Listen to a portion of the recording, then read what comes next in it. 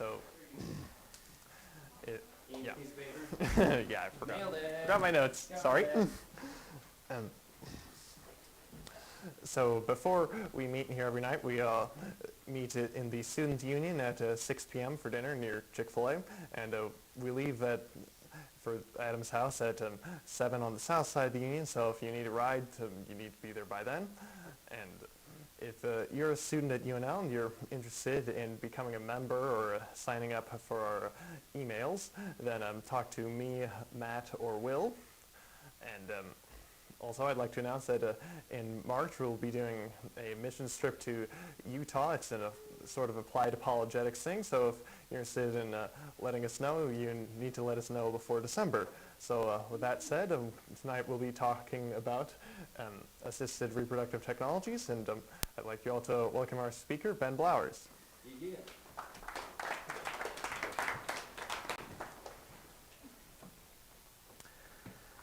All right. So this is the second of 4 lectures that we're doing surrounding the ethics of life. Last week we talked about abortion and gave the pro-life syllogism, why it is always wrong to intentionally kill an innocent human being. This week we're diving into a topic that doesn't necessarily get addressed directly as often, and that is reproductive technologies, specifically regarding how we ought to handle the various technologies and what are some of the ethical considerations that we can look at or that we should be considering as we figure out if and which technologies should be pursued. I think I'm going to start here with this. Reproductive technologies doesn't often get addressed publicly, mostly because I would guess it's an inherently personal topic. Reproductive technologies were developed to help couples overcome infertility. Infertility is one of those issues that if a couple is dealing with it, it's very private, it's very personal, it's often very difficult for them to work through because it can cause questions of value, or are we doing something wrong as the couple, or is there something wrong with me if I'm the one who's infertile? And so those realities surrounding infertility can simply cause some discomfort when thinking about reproductive technologies and the ethical considerations. So I want to just step into this space carefully. I want to say that I'm going to do my best to tread carefully and not cause undue hurt for those of you who may be online who are potentially have had experiences with infertility. And just to let you know that while we are looking at the moral permissibility and impermissibility of certain reproductive technologies, I want to clarify that I'm not passing judgment, right, or condemnation of any type on you if you've gone through this. I'm simply wanting to encourage us to think well about these things, especially in light of the fact that these technologies, while they were developed to help couples overcome infertility, these reproductive technologies have now been expanded to facilitate children well beyond the issue of fertility. Things like single-parent households or non-biological parenting. So to that end, I think it is important to kind of set that stage, just say, hey, this is kind of a difficult topic to talk about. I hope that there won't be any blush-inducing comments here. I'm going to try to handle it as well as I can on that side of things. But really want to encourage you to join with me in the next 50 minutes or so. And let's try to see what, as we're going to look at, I'm going to call them fence posts. See what fence posts we can set up to help us figure out which technologies should be pursued and which ones shouldn't be pursued. Okay. So before we get into the technologies themselves, I just want to do a brief history on the sexual revolution. Now, the sexual revolution is kind of a broad term that covers the 60s to the 80s generally. This was a social movement that really pushed a lot of these technologies into the forefront in our culture and broke down a lot of the societal norms surrounding sex, marriage, and children. Okay? So we're just going to dive in to these. One of the first moves in this social movement was, or in the sexual revolution, was regarding contraception, okay? Contraception really became more prevalent in the 30s. I mean, contraception as a technology is ancient, right? But here in the US, access to contraception significantly increased in the 30s and on. Once you get to 1965, in the Supreme Court decision Griswold versus Connecticut, the Supreme Court ruled that the prohibition of contraception was unconstitutional. Up to that time, it had actually been illegal. There was a prohibition on the production or selling or use of contraception.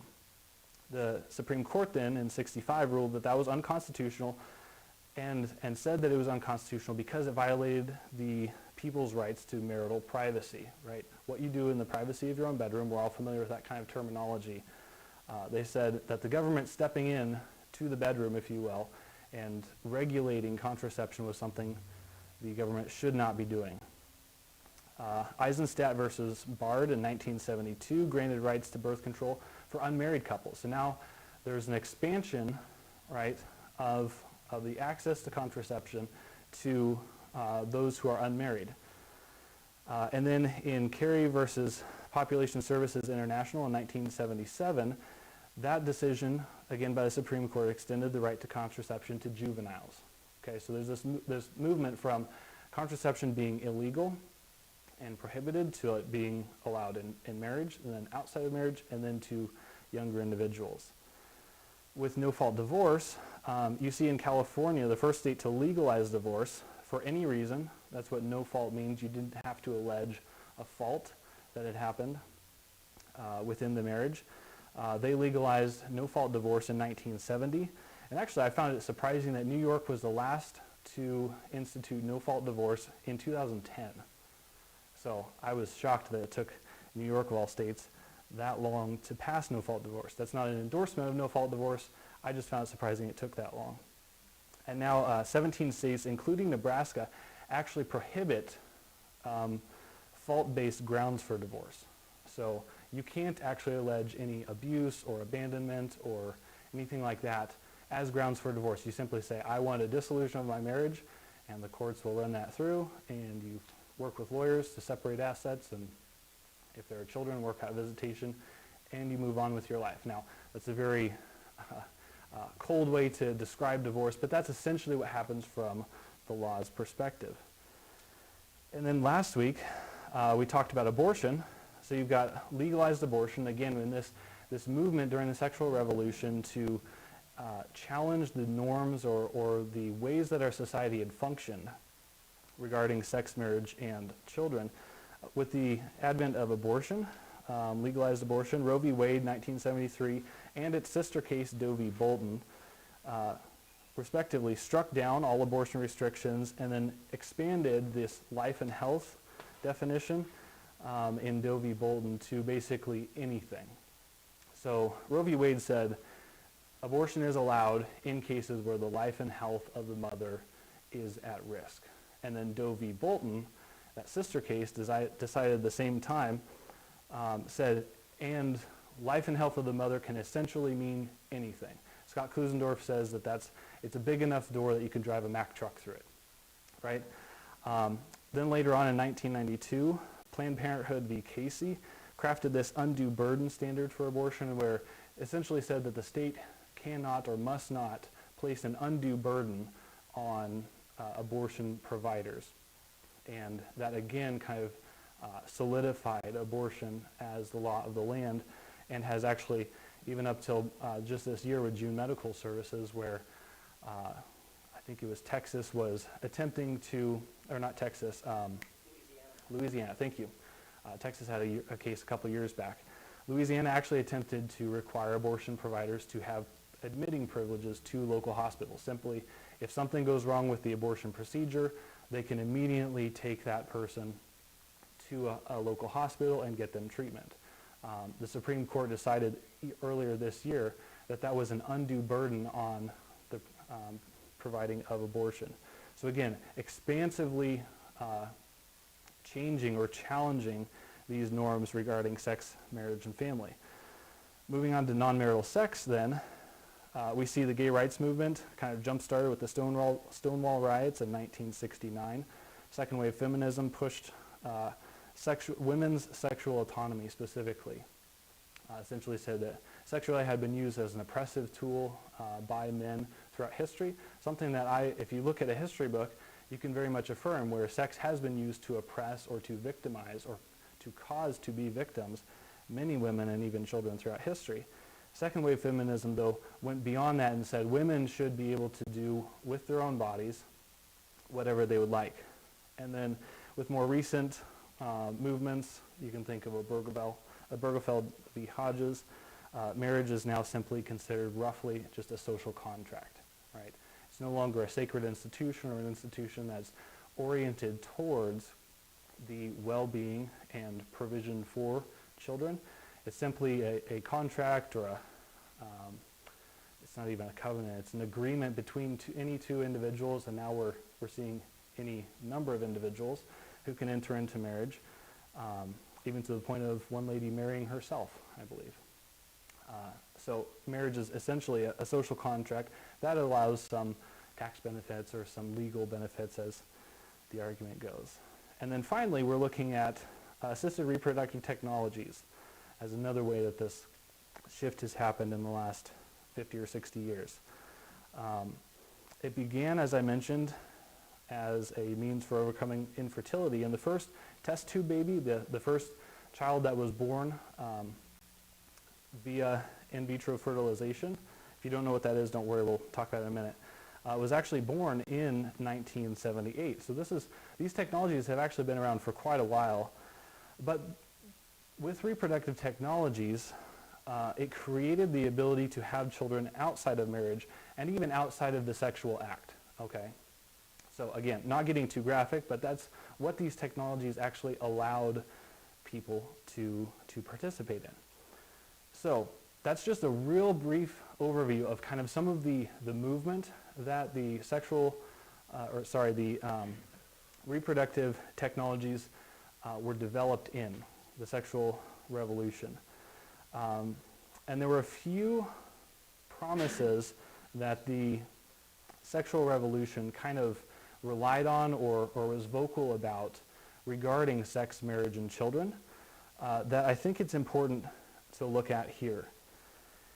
So here you can see this idea that sex, marriage, and babies can be separated, right? Marriage need not just be between a single man and a single woman. It can be between a man and a man, or a woman and a woman, or any two people. And now we're even pushing those boundaries. There was also this idea that sex is appropriate between any two consenting adults. That was kind of the first line that was said. It's not, sex doesn't have to be relegated just to married adults, but it can be any two consenting adults, as long as they're two consenting adults. And then we saw the shift from that to just any consenting adults, right? Why two? Why just two? And then finally, it was essentially, and we're seeing this now, even recently this year, more of a push to just any consenting persons, right? You don't have to be an adult even, so the arguments are now being made. Also this idea that babies, children, don't need to be raised by their married biological mother and father. They can be raised very productively in any type of family situation, right? So some of this is regarding divorce and remarriage, or adoption, but then also looking at actually creating or intentionally creating non-biological parenting. And we'll get into some of the ways that happens, even where you've got inherently non-procreative relationships, right? We can imagine a man and a man. It's impossible for procreation to happen in that relationship. And now those individuals are demanding that they also have a right to have children. But we can kind of sum all of this up under this idea that the children will be fine was kind of the promise that was told us. But it's this idea of placing the desires of adults over the well-being of children. Okay?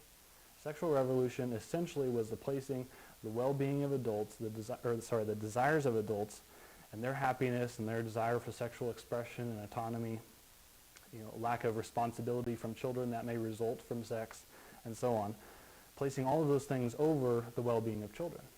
Okay? I'm going to argue tonight that I think that this is incredibly harmful, that whole idea. So in light of all this, I know we've just kind of blazed through the sexual revolution, history of, and some of these ideas that motivated these changes. Here's your first question. Have these promises been fulfilled, and what consequences have resulted from these ideas? So pair up in a couple groups, discuss this for, I'll give us about 4 minutes here, 3-4 minutes, and then we'll dive into the reproductive technologies.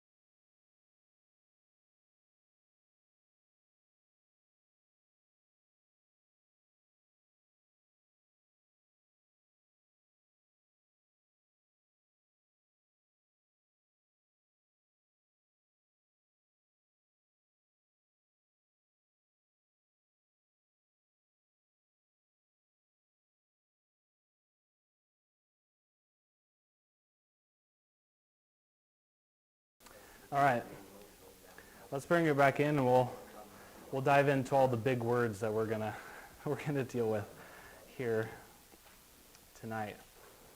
All right, so now we're going to spend the rest of our time looking at these reproductive technologies, or assisted reproductive technologies.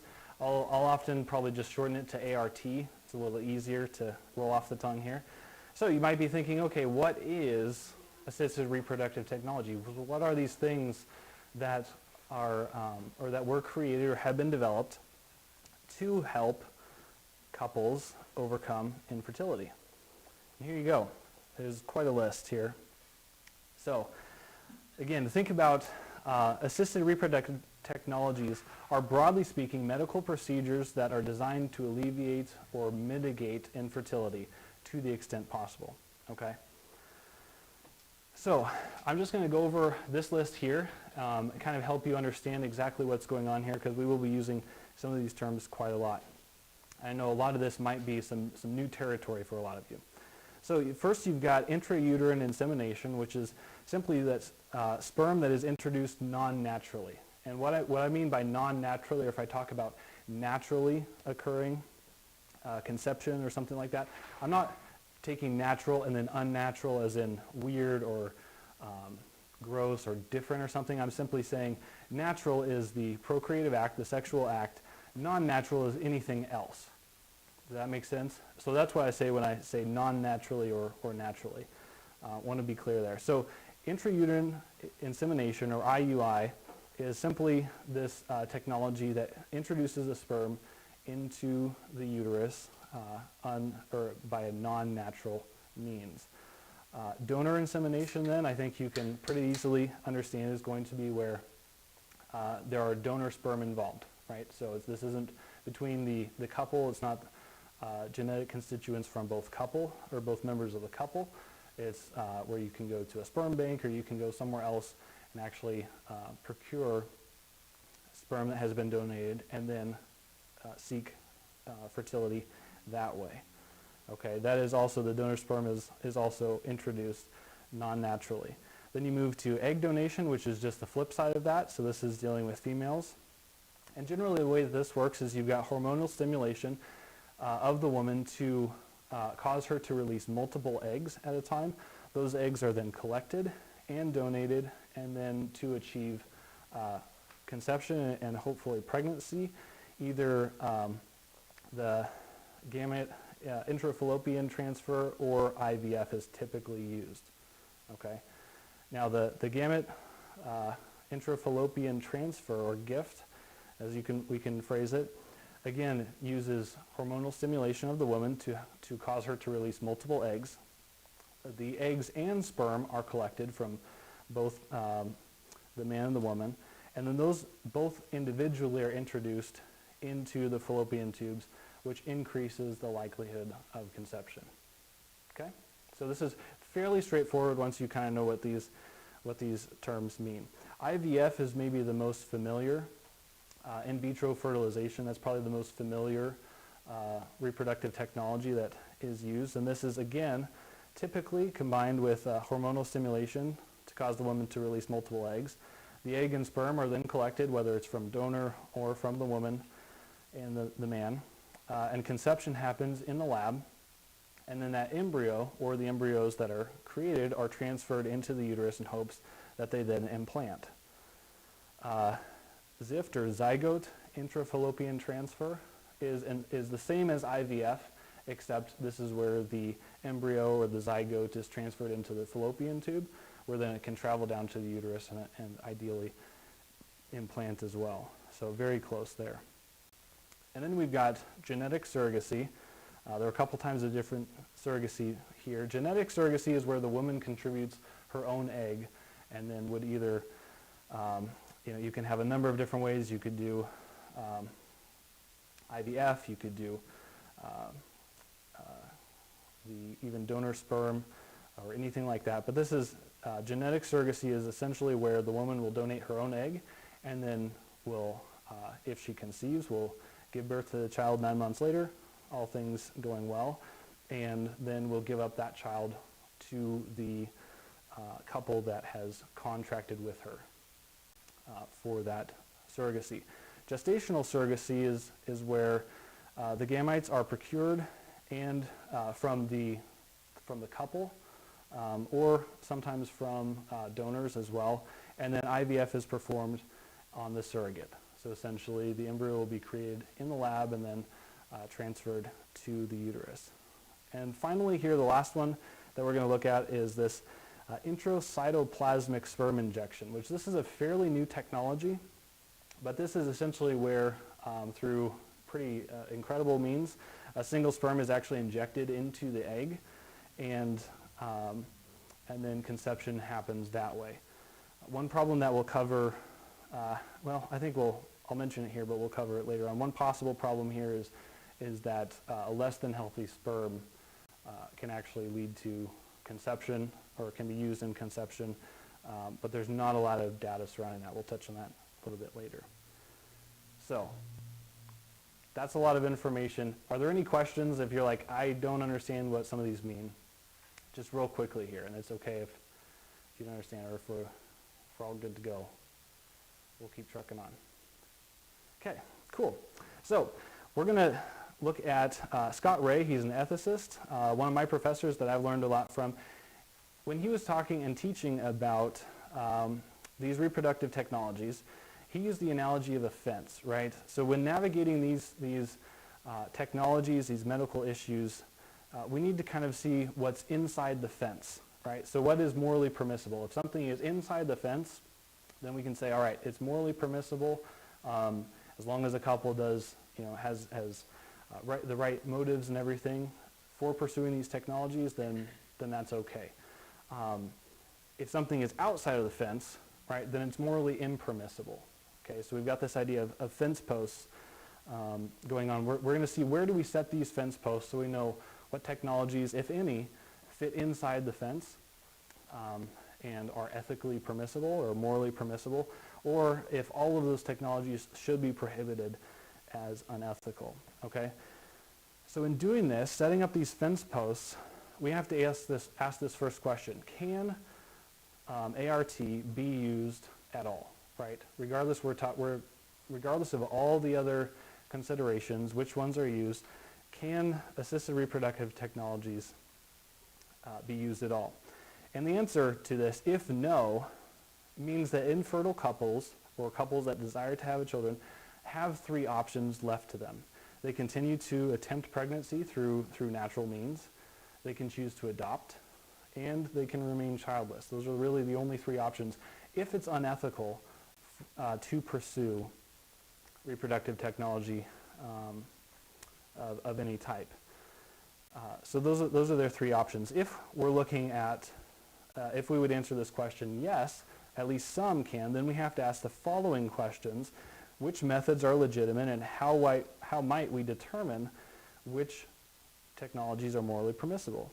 And then also, is there any allowance, the follow-up question to that would be, is there any allowance for the use of sperm, eggs, or a womb of a third party? Okay, so again, when we're talking about infertility, you have to have, biologically speaking, a man and a woman. Okay, so when I talk about third party, that's going outside using either a genetic constituent, a sperm or an egg, or a womb from somebody else who's outside of this man and woman who are desiring a child. Of course, in our culture, we now have marriages, so-called, that are between a woman and a woman or a man and a man. The same moral parameters would still apply here. Okay, so it doesn't matter. I'm talking about marriage as traditionally understood because that's how procreation and infertility occur. Okay, but for the purposes of this conversation, we can still use these same moral parameters or these principles to apply to any married couple or couple or individual even who's desiring to have children. As an aside here, I think this is important to mention just because Catholic thinkers have honestly done some of the best work on the issues of bioethics in general, and specifically looking at assisted reproductive technologies. I've learned much from a lot of Catholic ethicists, and their response generally to this first question, can assisted reproductive technologies be used? Their answer is generally speaking no. Now there is some caveat here, and the way that they would distinguish what is permissible or impermissible here is essentially, and they have theological reasons to back this up that we can talk about later on if you'd like to. I won't get into that now.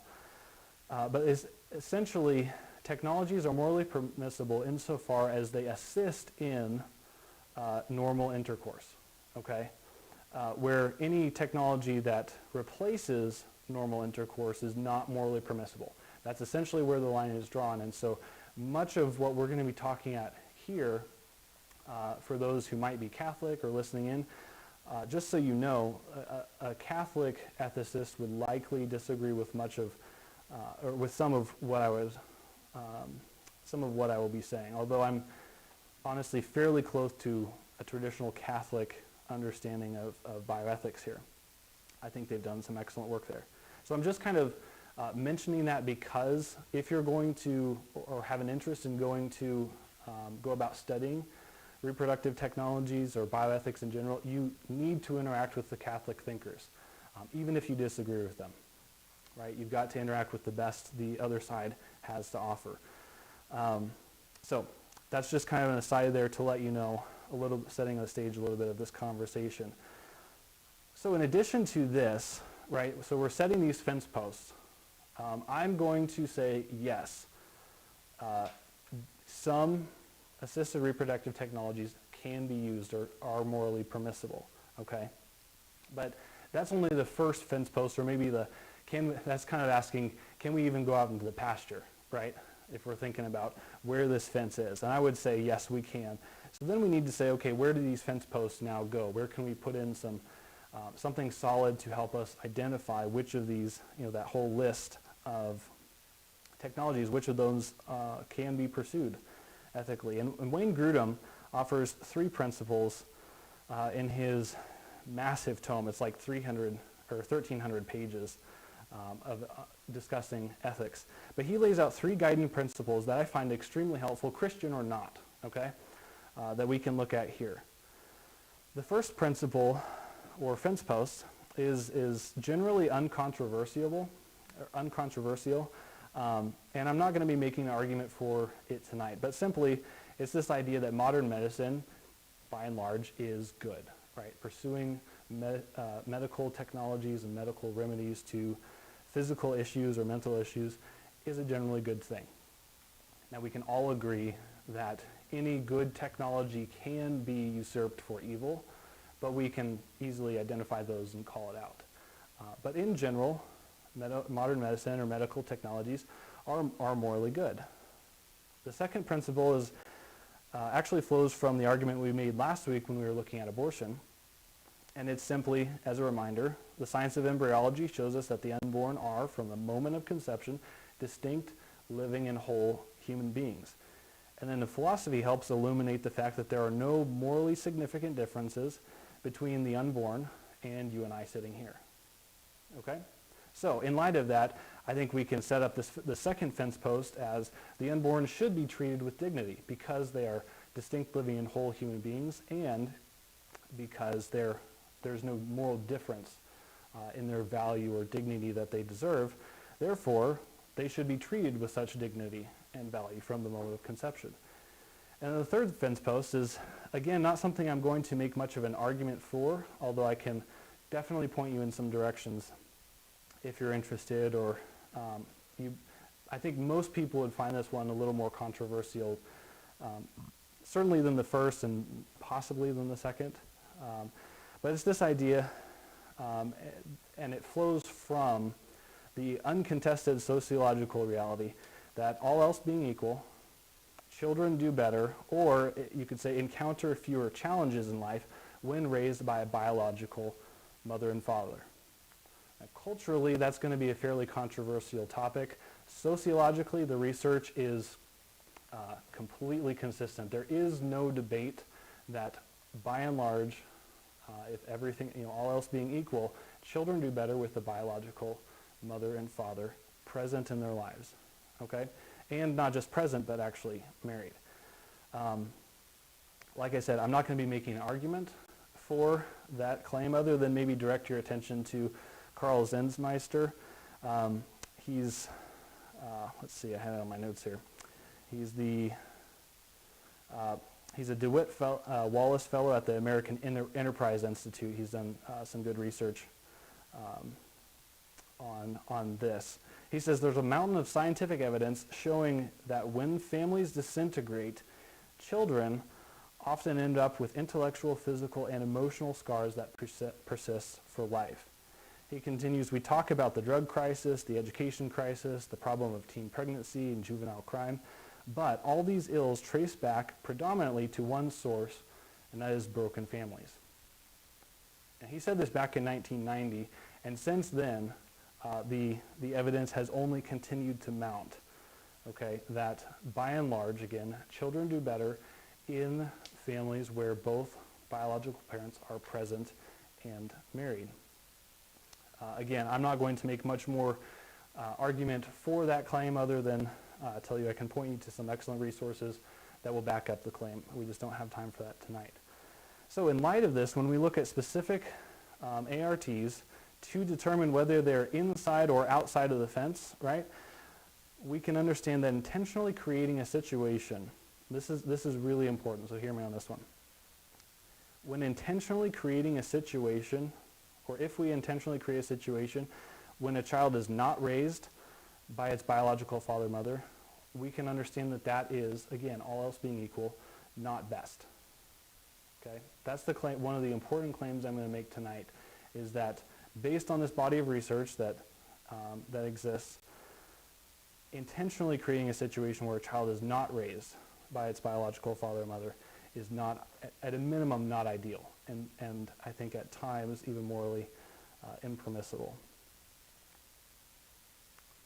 Scott Ray adds an additional fence post here to those that Grudem sets forth, and he's just referencing adoption, because you could say, based on that third fence post, you could say, well, what about adoption? There's a situation where a child isn't being raised by either of its biological parents, or maybe just one of its biological parents.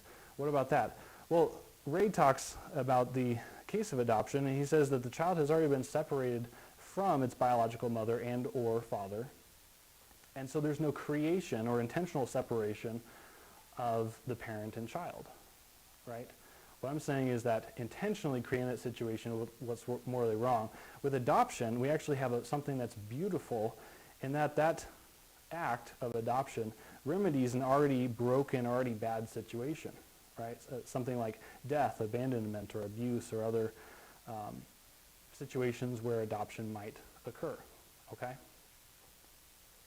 So this is something too important to remember. Now when we're looking at where these fence posts lie, these principles are not what makes any of the reproductive technologies morally impermissible or morally permissible, but they do help guide us as we evaluate each one, okay? So again, modern medicine in general is morally good. The unborn should be treated with dignity. Children should be conceived by, born to, and raised by a married man and woman. And adoption is a legitimate option where the biological parents are no longer available for any reason, right? So now that we have these kind of four fence posts, we can start to filter through each of the reproductive technologies and evaluate it to see if it's something that should be ethical, right? So, got another question for you here. Do you think that these fence posts are adequate? And would you remove or add any? Okay, so I'll go back and put up the 4 fence posts that we have. But I want you to dialogue with those around you. Do you think that these are adequate? Am I missing something? Is there something that you don't think is necessary? How would you go about that? Talk for about, again, 3 or 4 minutes, and I'll gather us back in.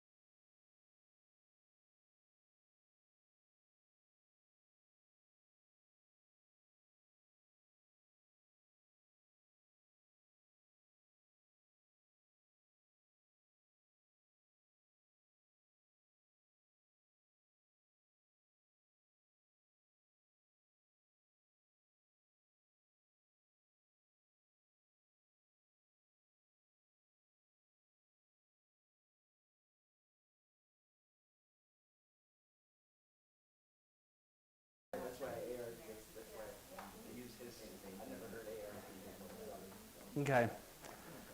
So now looking at the moral permissibility of various ARTs, or assisted reproductive technologies, okay? And we're actually just going to work through all of these and look at some of the ethical implications now, knowing where we've set this fence, right? And now we're going to do our best to determine, or if we can determine, see which technologies are ethical or morally permissible or not, okay? So we're just going to dive into the first one here. Intrauterine insemination, IUI. Okay, sometimes it's referred to, you may be a little more familiar again with artificial insemination. Something I learned a few years back is generally artificial insemination, just as a point of clarity, is used to refer to non-human reproductive technologies. So you use artificial insemination with dogs or cattle or when you're breeding animals. The more appropriate term, although I even ran across a lot of sources who used artificial insemination to refer to humans. But that's just something, so you're like, wait, he didn't talk about artificial insemination. Where does that one fit? It's the same thing as IUI. I would argue that this is outside of the fence, right? It's outside of the fence if there is donor sperm involved, okay? So I'm kind of combining here both the IUI and the UI, the donor insemination, into the same topic. If donor sperm is involved there, we have an intentional separation of the parent and child, or the biological father with the children that are created, okay? Because of that alone, I would argue that that takes it outside of the fence and makes it unethical or not morally permissible because we're intentionally separating a parent from a child. Okay, this is not a separation that is caused by death or abuse or something like that. We go into where there's donor constituents involved. We go into that situation intending that the parent and child ought to be separated or will be separated. Okay, so if donor sperm are involved, that is outside of the fence. It's morally impermissible. I would argue here, and actually Catholic theologians, Catholic thinkers, who are generally, again, some of the more conservative or most conservative when regarding assisted reproductive technologies, the Catholic thinkers would also agree that when the husband's sperm is involved, depending on certain particulars of how it's procured and so on, that can be morally permissible, okay? So I'm going to say that as a technology on its own is inside the fence. It's morally permissible. However, we do run into a problem because often with this intrauterine insemination, generally that's the practice now is more common to combine that with powerful fertility drugs, right? And so when a woman is on these fertility drugs, that causes multiple eggs to be released, which can then quite easily result in multiple pregnancies, okay? Which multiple pregnancies, and this is something that's not controllable, right? So when women are on these fertility drugs and you go through this procedure, there's no way to control how many pregnancies or how many children will be conceived as a result of the procedure, which can lead to risk to both the life of the mother and the unborn. Okay, so that is a serious consideration, because if you create a situation where you put another life at risk or multiple lives at risk, that could, I think, bump it outside of the fence or move it outside of the fence. Or you create a situation, as often, or not often, but can happen, where selective termination may be necessary. Now that's kind of flowery terminology to simply refer to abortion. Okay. So when there are multiple pregnancies that occur, there are times where selective termination, i.e. abortion, is used. And again, that would certainly then be outside the fence. If we intentionally create a situation where we must abort children, that would be immoral. That would be unethical. Okay? So if I would argue regarding IUI as a technology, if a woman is not on fertility drugs, I would say then that can be morally permissible, certainly. Once you start getting onto those fertility drugs, we get into a much more difficult situation, or potentially much more difficult situation. With egg donation, I'm going to argue that that is outside the fence because, again, just with the donor sperm, it involves intentionally creating a biological separation, right? So again, we're intending to create and raise children in a situation where their biological mother and father are not present in their life. Again, you've got the hormonal stimulation that can happen with the woman when she's donating eggs. And I was talking with somebody recently who actually knew a lady who went through this. Typically, the way this works is a woman is put on these fertility drugs, the eggs are harvested and are essentially sold for a fee. Okay? This does, however, create very real situations that are currently happening where women actually get victimized and used as a commodity, right? If you think about this, a lot of times women who are targeted for egg donation are college students, girls in college. What is common among all college students, right? Lack of cash flow, right? So that you've got an easy way. This is why the Plasma Donation Center here in Lincoln is just down the street from campus, because they're like, hey, students don't need plasma. We could get a couple $100, give them a couple $100 and, you know, victimize them in that way. I don't think there's anything necessarily wrong with that. But when you start offering money for a woman's eggs, and not to get too deep in the weeds here, but women only have a set number of eggs from the moment they're born. That's already a predetermined number. You can get a situation where, not so much that a woman would run out or something like that, but being on these high-powered fertility drugs can cause or lead to complications down the road should she desire to get pregnant. Not always, but that is one of the realities that can occur.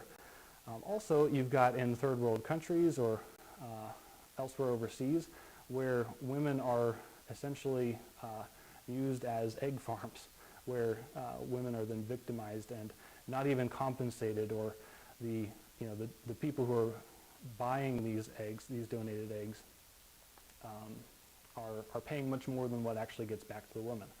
Again, creating this victimization where women are actually being used simply because of their body, which I think is a significant moral wrong.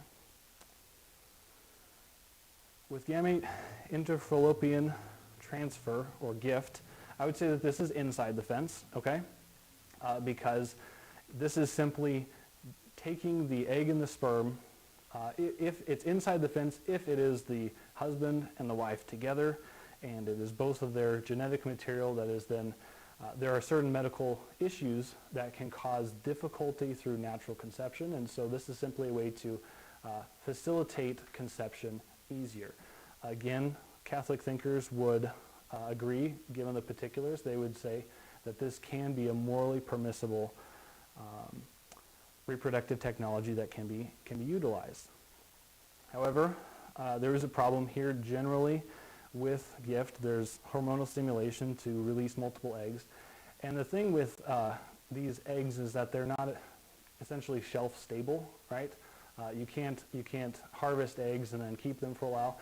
They either have to be discarded or they have to be fertilized, right, very quickly. And once an embryo is created, a new human life, human embryos are quite shelf stable. They can be frozen for long periods of time and still be successfully thawed and then implanted in a uterus. But what happens is that these unused eggs with gift are then fertilized and put in storage. Well, let's say even with a husband and wife, right, who are using this technology, they would harvest a certain number of eggs, and then because they, and let's say they're willing to have 7 children, right, and they harvested 7 eggs. Okay, so they got lucky and they're like, all right, we're going to give each one of these embryos a chance at life, and we hope that we're able to love and raise them and provide them with a good environment as children. Well, what would happen if this woman gets pregnant and through some medical complications, maybe through her first or even second pregnancy, becomes unable to bear any more children. Now you've got these embryos who have been created, distinct, living, and whole human beings who are now unable to be born or even have a chance at birth. So then you run into the reality, what do we do with these? And this happens with any time that there is an embryo that is created outside of the womb. This is a reality that can occur, where even though the couple intends to give life to that child, through implanting them and hopefully giving birth to them, it can become a situation where that is no longer the option.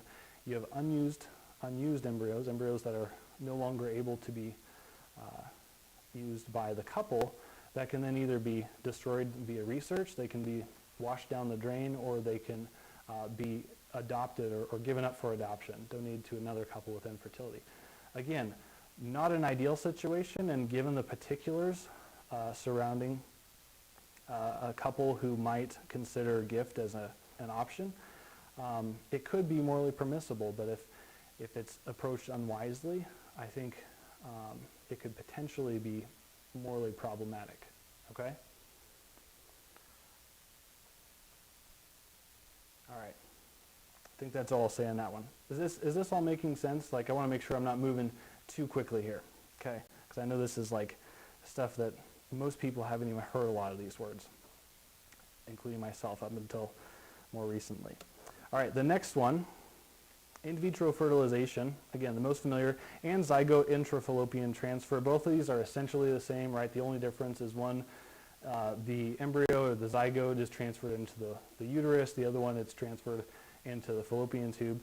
That's the only difference. For this one, this is actually coming from a paper I wrote a few years ago.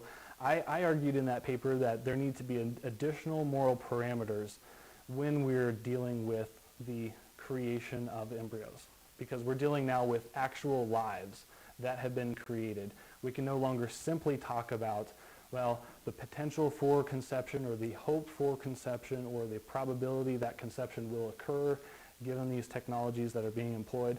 We're now talking about an embryo has been created, and now what do we do with it? How do we treat it? So these additional fence posts into those first, in addition to those first four, is that these embryos must not be used for research.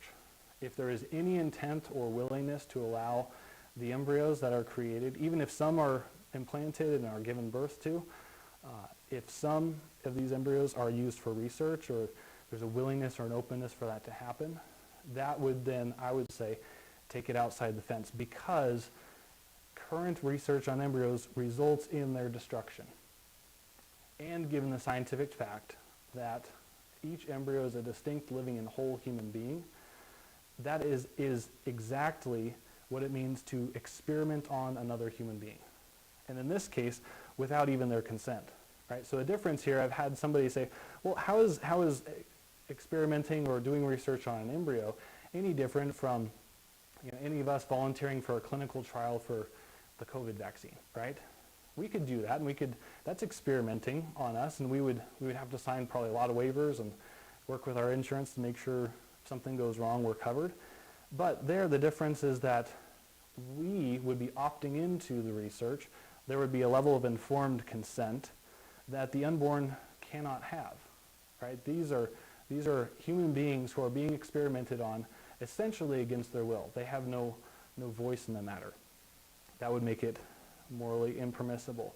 Additionally, these embryos must not be bought, sold, or designer embryos, right? We have the technology now to select for particular traits.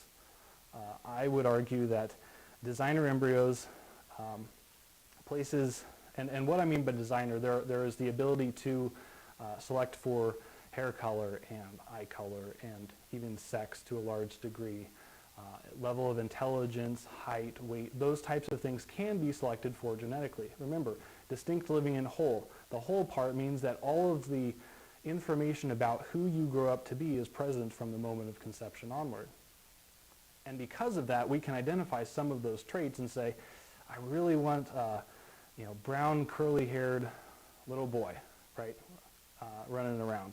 Well, we could then select for those types of embryos to be implanted and discard the rest. This would place the desires of the adults over the well-being of children. It also very dangerously commoditizes human life, right? With the buying and selling, I would challenge you to distinguish or to find a difference between the buying and selling of embryos and the buying and selling of African American slaves back in the 1800s. I don't think there is one. It's literally buying and selling human people or human beings for the benefit of others. That is morally wrong. So, must not be bought, sold, or designed. No donor constituents, right? If these embryos are being created, it needs to be the biological parents who are providing the genetic material, because if we're using donor constituents, we've now intentionally created a situation where children are being separated from the biological parents. And then finally, and this one's a little more difficult to actually articulate, but I think you can understand it.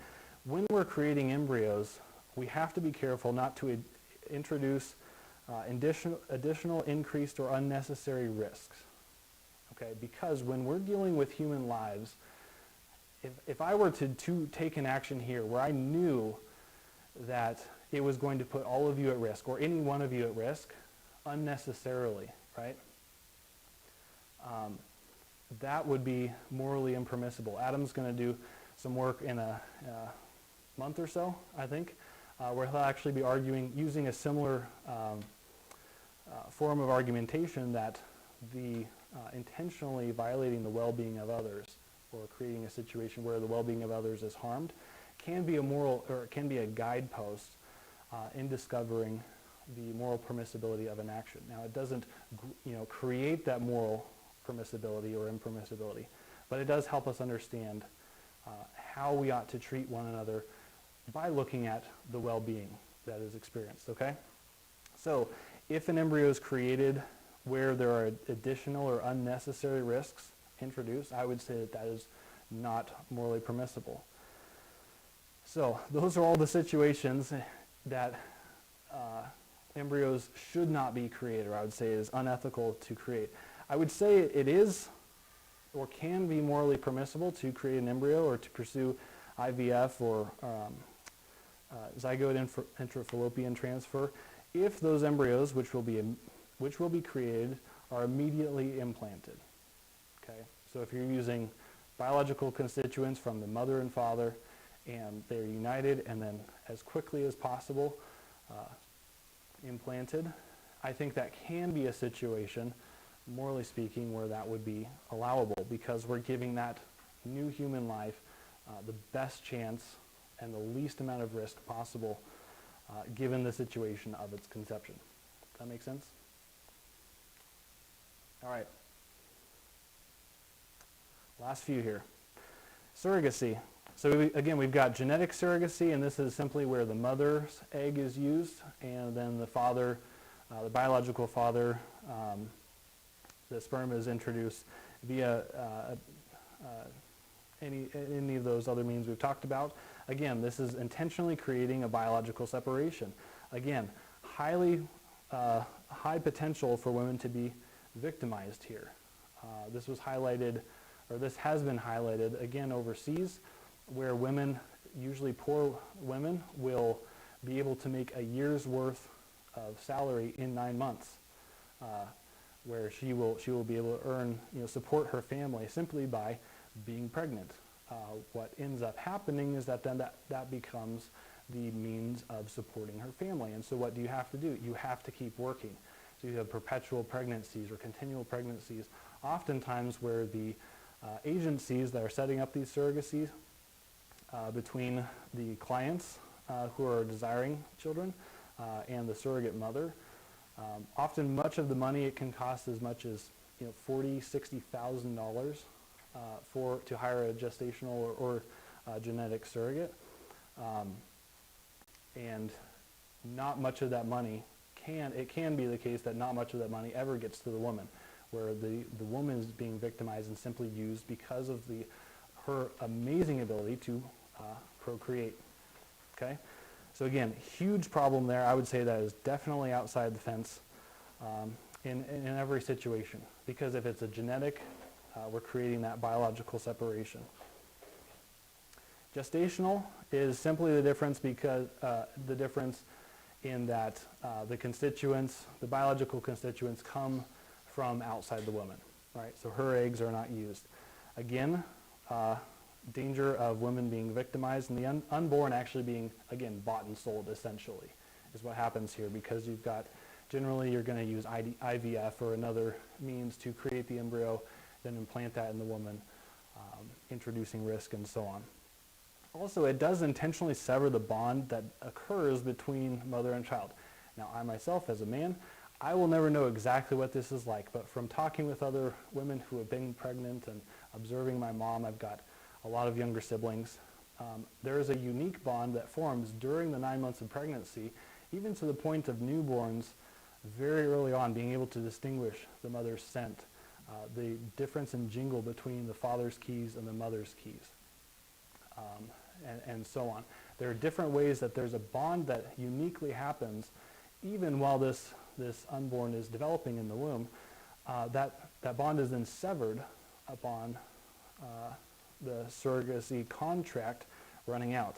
And we additionally have all the challenges with IVF and so on. So all of those additional problems come to bear on the gestational surrogacy, such that I would argue it's never allowable. Now, if you remember back to the earlier slide where there was commercial surrogacy and altruistic surrogacy, mostly what I've talked about is commercial surrogacy, where there's a transaction, financial transaction of some type. Altruistic surrogacy is this idea, and does, although rarely happen, where, say, a woman is unable to conceive naturally or unable to carry a child on her own, and so potentially another sister or a good friend will come in and say, hey, I know you want children, I'll be willing to essentially donate my womb to you, and so that you and your husband can have a biologically related child. While that is a very admirable and noble desire, I think given the risks on the embryo during the IVF situation, and the fact that it does then create this bond between mother and child that happens regardless of who the biological constituents are, that bond is then severed.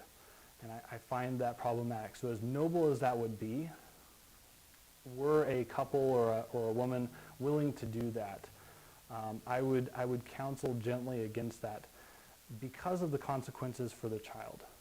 Right? We have to remember that it's never appropriate for adult desires to be placed over the actual well-being of children.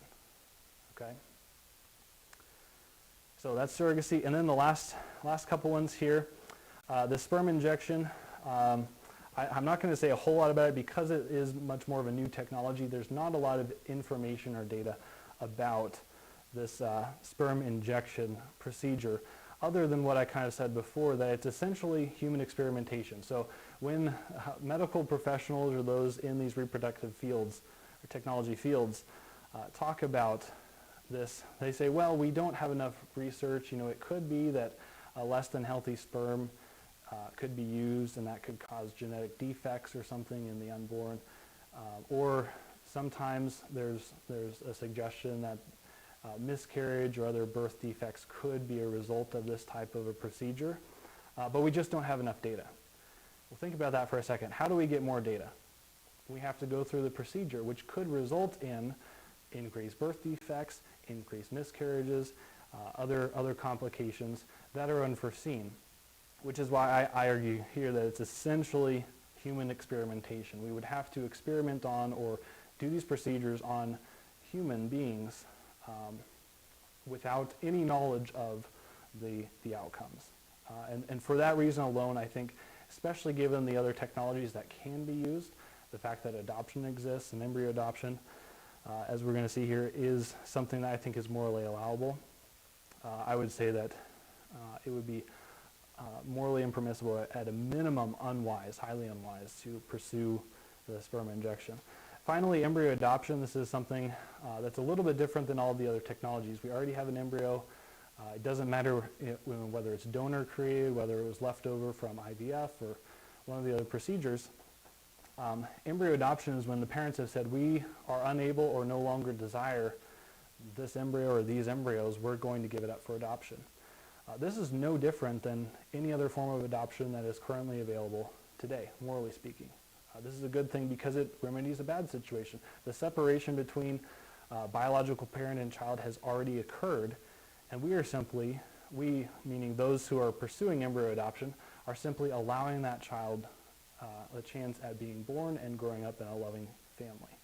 So embryo adoption, I would argue, is always a good thing. Sometimes it's referred to as snowflake adoption. It's a beautiful thing. All right, so that kind of wraps up just this blind rush through all of these technologies, and there's a lot of, I won't say ethical gray area, but there are some fine lines that have to be drawn, and sometimes a lot of these things, it does become quite difficult to say it is always wrong. Like we said with abortion, it is always wrong to intentionally kill an innocent human being. I would argue with some of these technologies, it's difficult to say it is always wrong.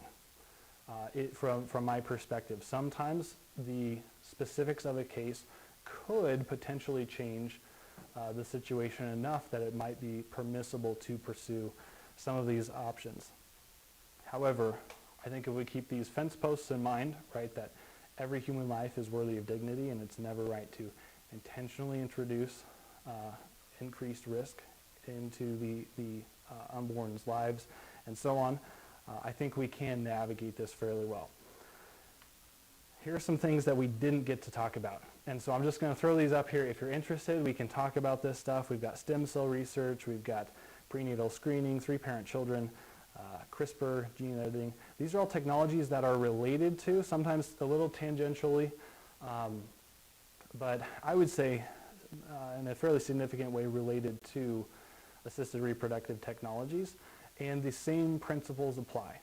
So if you go on and you're like, hey, I'm really interested in CRISPR gene editing, right? Joel works with DNA a lot, and the information contained therein. Now, different than CRISPR, I know that much, but it's looking at DNA and seeing the information there and seeing how we could potentially mitigate certain diseases or make other changes. The same principles apply when we're looking at the human genome as we're relating to embryos and the unborn. So a lot of stuff there that we could go through. I'm just going to simply open it up and say, what are your questions? I'll do my best to answer. I hope we've got some questions from online. I know we've got a number watching online. So yeah, any questions? Or there's a lot to go through. Yeah, go for it. So what I was thinking of the whole time was given your kind of your best case scenario where you're saying, yes, this is more permissible for male-female marriage to pursue IVF or whatever, pick your favorite one, that they're pursuing. When does it become morally impermissible to keep trying when it doesn't work over and over again, and they're made of money and they can keep trying? Mm-hmm. Is that a different moral issue altogether where it comes into like where their heart is like, okay, maybe this isn't for you guys, maybe try something else, but if they just want to keep trying that one, that was what I was thinking of, is the continuation of pursuing having their own genetic child, and it's not working, it's been 20 years. Yeah. So for those online, the question is essentially, when would it ever be impermissible for a couple to continue trying after multiple failed attempts? Is that fair? So my answer to that is some of it would depend on what procedures they were pursuing. So if there was, if they're simply using one of those first procedures, something like, the sperm being used and just introduced non-naturally, if you will, I don't know that I would personally have any problem with them trying that over and over and over. If it were using embryos that had been created and these embryos continually miscarriages tragically, or the unborn are lost in some way, right? At a certain point, I think it would be appropriate to gently talk with the couple and try to determine what their desire, why they had such a strong desire for children, and why there was a desire for only biological children, if that's what they were going for. Now that would be a very delicate conversation, difficult to have, but I think sometimes in our culture there's this idea that once an individual or individuals desire children, they have a right to have children. That's a fairly new shift in how children have even been thought about in our culture. Rights concerning children flow from the responsibility of having children. There is no one who has a right to have a child. You have the rights concerning children, how they're raised, what activities they're involved in, where they go to school, and so on. Those rights only arise once the responsibility of having a child actually is present. And so in that situation, let's say where they had been, again, tragically miscarrying multiple times, that might be an opportunity to say, hey, is your desire to have your own biological child, is that properly oriented? Why is that such a strong desire? Have you considered potentially adopting? Because again, every time these fertility treatments fail, that's potentially a life lost. And at some point, it may be the case where, again, you would have the desires of adults to have our own biological child, as much as I think every parent should desire that. That's a good desire. At some point, it could be, to use a Christianized term, it could be idolatry. This idea that I am owed a child of my own, nothing else will suffice, and so the ends justify the means, essentially. So that might be a conversation to have. So yeah, there could be a chance or a point in which it may not be ethical to continue, but that would have to be a conversation even with medical professionals to see if it was possible to determine why that was occurring. So.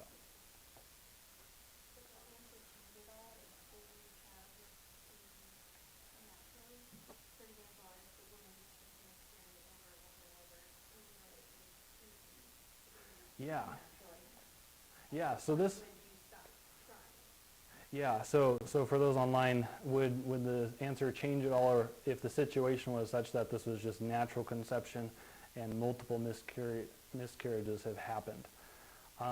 Again, because I know I may be speaking to people who have experienced miscarriage, and that's tragic, and my heart breaks for you. In that situation, yes and no, the situation does change. Again, there's nothing wrong with attempting to have children. That's a rightly ordered desire. That's a good desire to have. If it were the case where a woman, and there are ways to, medical ways to determine some of this with a relative degree of certainty, I believe, determine if a woman is able to carry a child. Sometimes that is a medical issue where the woman for some reason is unable to carry a child to term. If that were known, I would again gently encourage the couple to potentially consider other means of having children, adoption or something like that. If there's no discernible medical issue, man, my heart would break for that couple. That would be so horrible. And I can't see a moral prohibition. I think that I would guess it would have to be left up to the couple and what they felt was appropriate. Yeah. What's the difference? What's the difference? Yeah. Why would you, what's the difference? What changes when it's outside of natural conception? Outside of natural conception, So the difference between the two answers is just those two situations. Yeah, why would you answer them differently is my question. Yeah, that's a good question. Some of that I think just has to do with the protecting the life of the unborn. And if there was a means, let's say, I don't know, I'm terrible at thinking up analogies on the fly, but let's say there's a situation where, you know, there was a 50-50 chance if you ran down the alley that you were not going to make it on the other side. But we're like, but hey, there's like a pot of gold at the end of the alley. Let's keep shoving people through and somebody's going to be able to bring it back to us, right? Right? At some point, I think we could argue that no, that's not right to continue encouraging people to go down the alley, even though some might make it back with a bar of gold. In the same way, if there's a reasonable knowledge that we would have that pregnancy was not possible, or there was a high chance of miscarriage, I think it could be the case where it would be unwise to continue because you're resulting in death, right? Or the pursuit of pregnancy is resulting in death. Where with no discernible medical cause or something like that, as long as the desire, it's not a selfish desire, just we want our own kids, we're not going to pursue anything else, it's just we don't know why this is happening, and you know, the tragic situation that would be, I think that would be a discernibly different scenario, yet tragic. I think some of it is the knowledge of the potential loss of life could make it unethical.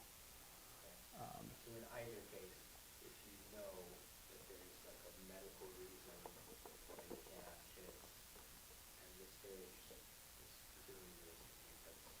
Yeah, and again, it could be the case that it would be unethical. Yeah. I'm not saying in every case it would be. This is one of those things within the field of bioethics. You often, because each situation is unique when you're dealing with life and death, the consequences are so profound. It's difficult to say 100% of the time after 3 miscarriages, no more, right? Or after 15 miscarriages, no more. It's very difficult to draw some of those hard lines because of the uniqueness of each situation. Other questions?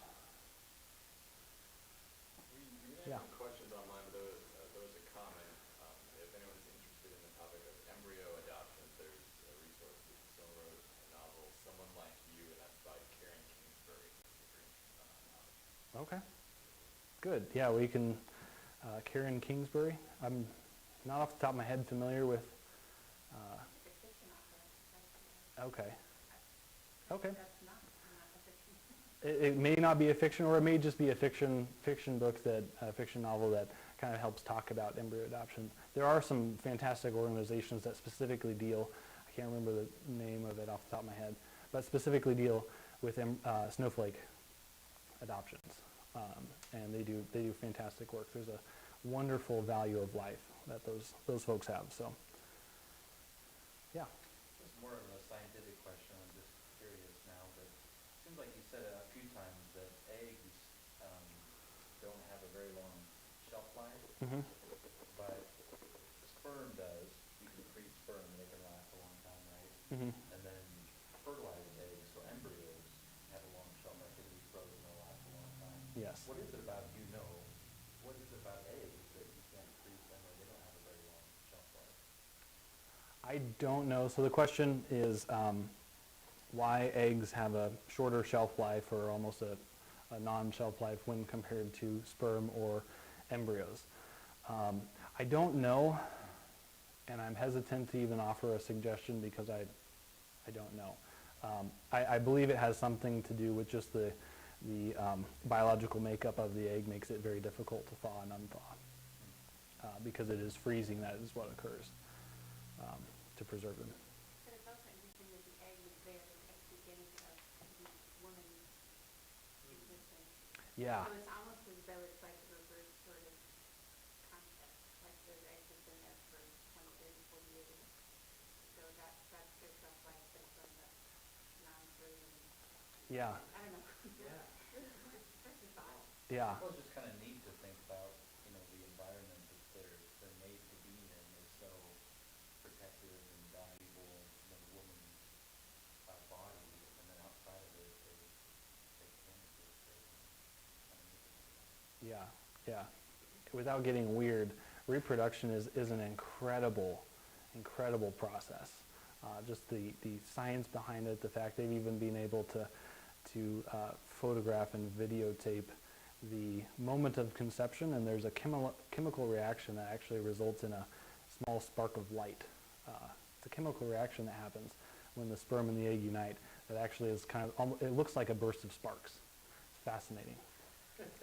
So yeah, like life, the beginning of life, conception, the science, everything behind it is just phenomenal and really beautiful. Yeah.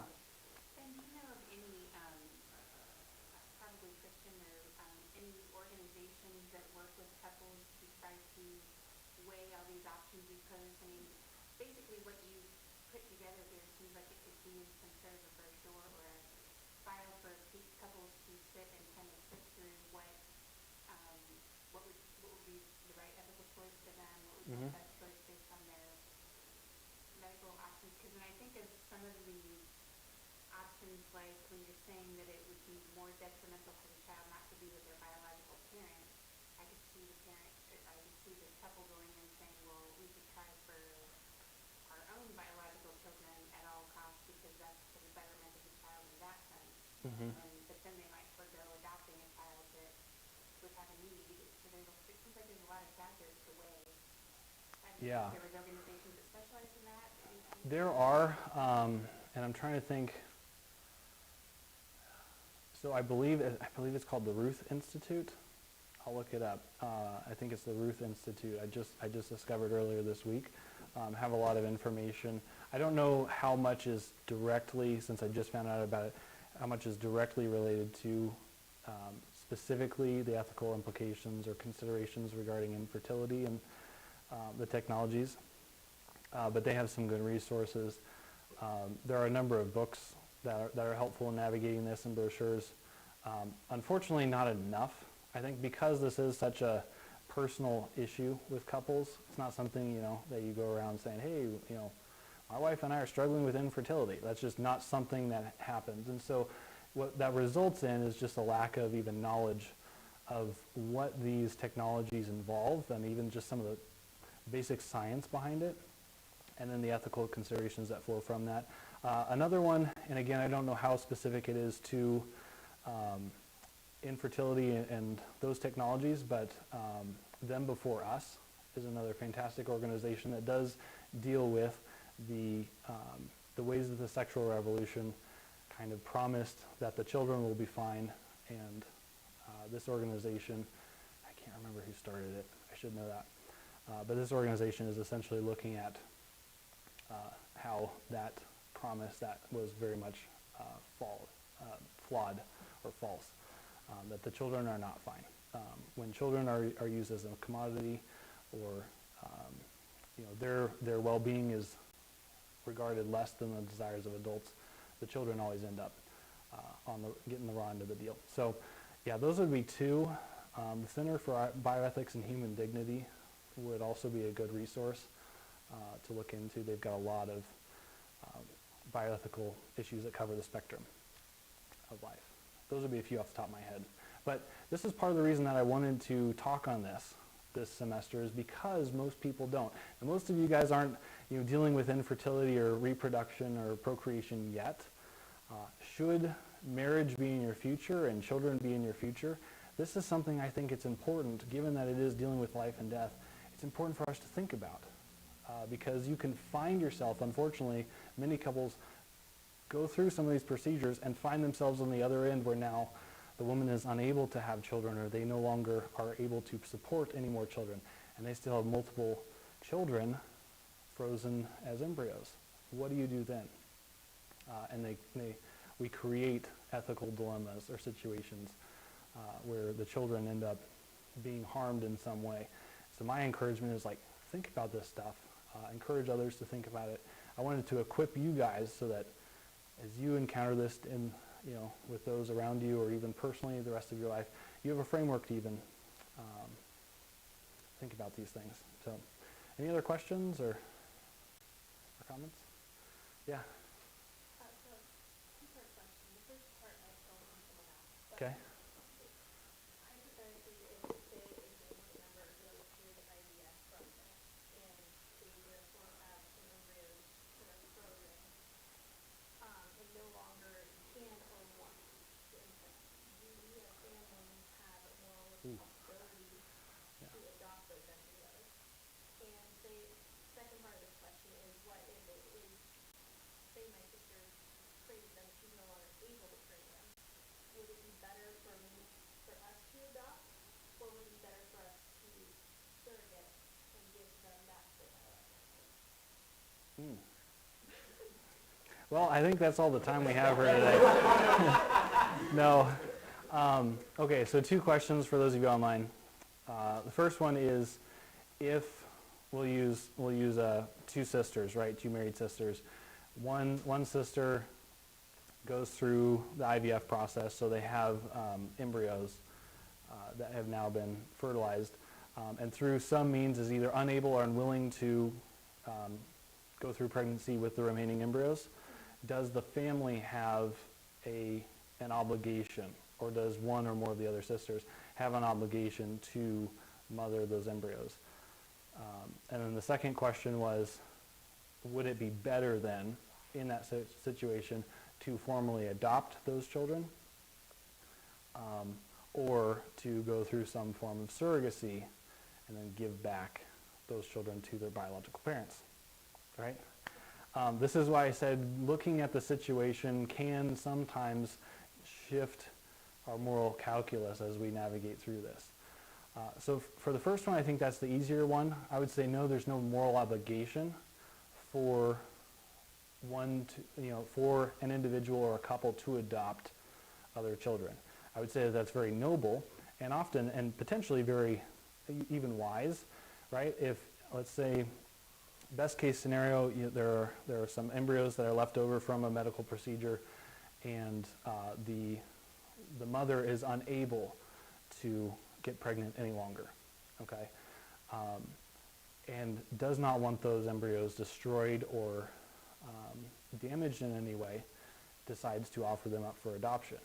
Now, a sister could come in and say, because we want these children, these valuable little human beings, to be raised in a loving family where they get cared for and taken care of, and we would hate for them to get into an unfortunate situation, potentially. I think it would be very noble for the family to then adopt or to give birth to those children. And so I don't know the legality, honestly, the laws and statutes governing surrogacy and all those things are so far behind the times. Like, we created the technology and now we're just starting to be like, should we have done this, or what ought we do with this technology? And the law is just like, y'all figure it out and we'll kind of go on a case-by-case basis, unfortunately. So there's a lot of legal gray areas to what would happen there, if there would need to be a formal adoption or how that would go about. But no, I wouldn't say that there's a moral obligation. In the same way that if a parent,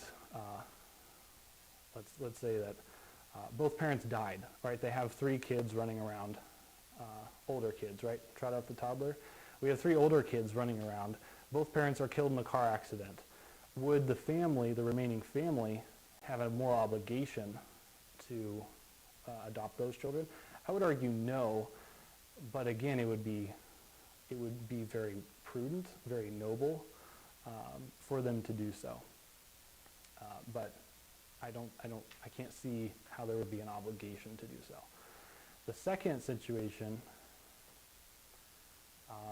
would it be better to formally adopt and raise those children as your own, knowing that their biological mother and father are essentially just down the road, or would it be better to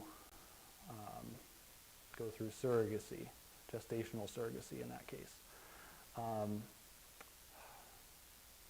I'm just going to wing it on this one a little bit, and I would say best case scenario where the biological parents are unable to give birth, I think it would be my opinion, gestational surrogacy would be a potentially moral option, where a sister could step in and say, hey, I will give birth to your kids, and then you get them, they're your kids. I think that could be a situation where that would not be morally impermissible. I'm trying to imagine a situation where the sister's like, hey, I'm going to raise them, or I'm going to give birth to them, but then I want to raise them. The family dynamics that could introduce could be quite difficult, even to the point of being unwise. You know, where all of a sudden it's like, well, that's my biological kid. Well, no, but it's my legal kid, so hands off, right? You could get all sorts of crazy scenarios, but I think given that those children ideally would know their biological parents, continuing to, or creating a situation where that separation is formalized would maybe be the controlling moral factor that we would have to bring to bear. How's that? Okay, that's a tough one, and this is why I said situations when you're dealing with life and death become immensely more complex to the point where it can be difficult to draw exact lines. And I'm sure we could just about create any scenario, save a few, where some of these procedures or technologies could be used ethically. But again, remember, we're not looking at hard and fast lines. We're looking for general moral principles that can then be applied. You never want to create guidelines with the exceptions in mind, right? You want to create these guidelines and then deal with the exceptions on a case-by-case basis. This is why, going back to last week, arguing for the legality of abortion on the basis of the roughly 4% that are pursued as a result of rape and incest is not a good way to go about that. So rape and incest, the exceptions, let's deal with those separately because those are uniquely difficult cases or that add some complexity to the situation. Don't argue for elective abortion on the basis of rape and incest. In the same way, I would say, with these technologies, we're not going to say all the technology is available because sometimes it might be okay. I would say, no, we can draw these moral boundaries fairly confidently and then evaluate the exceptions in light of each of those moral parameters. And so in that case, yeah, intentionally separating children from the biological parents is not best, I would say. And so to the extent that you can facilitate that reunion of parents and child, I would say that would probably be good. Any other questions here? All right. Cool. Thanks, guys. This has been fun. Next week, we are going to be looking at the other side of life. We're going to be looking at physician-assisted suicide and euthanasia and suicide as well, just personal suicide. So I'm looking forward to that. Again, these are deep waters that we're walking through just because we are talking about very serious issues. But we need to know how to navigate them well so that we can most effectively minister to those around us. And given the fact that all of these issues deal with life and death, I think we ought to work to understand them well. So I think with that, I'll close the evening. Thanks for coming.